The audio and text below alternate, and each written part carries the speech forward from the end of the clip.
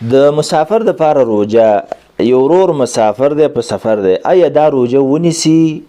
او که دا روجه ماته کی کم یو د دې لپاره بهتره ده؟ د جواب دا د عزتمند ده چې دوه حالت دي. یو دا دی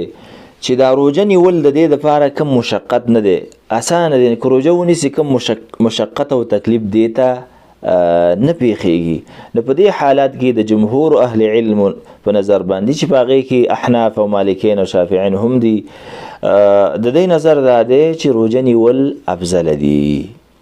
او دلته په عزیمت باندې عمل وشي او دا قول راجح هم دی. یو حدیث کې راغلی دی د ابو درداء رضی الله عنه نه نقل دی چې نبی صلی الله علیه وسلم په سفر باندې او صحابه سره سخته ګرمي وه و هیڅ یو په من کې روجه دار نه و، یعنی ټولو روجې خوړلې وي ځکه ګرمي زیاته وه. صرف نبی صلی الله علیه وسلم او ابن رواحه دی روجه و، نور عام خلق بوزه و. دویم حالت دا دی چې سړی ته مشقت دی چې روجه نیسي تکلیف دی ورته، تنده پرې راځي، په سر یې در راځي، داسې نور. نو په دې ځکه طبعا سفر سره ولو که په جاز کې ول نه وي او په مریح ګاډي کې ولې نه وي، سفر خپل اثر لري.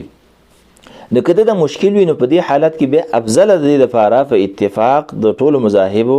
بیا دا ده چې دا به روجه بیا ماتوي او چې کله رمضان المبارک تیر شي بیا به د هغې قضا راوړي. دلیل په دې خبره باندې هغه یو روایت دی چې نبی صلی الله علیه وسلم په سفر باندې او صحابه سره په دې کې یو کس چې سوري په خلکو کلی او داسې په تکلیف کې او په خلکو اړولې چې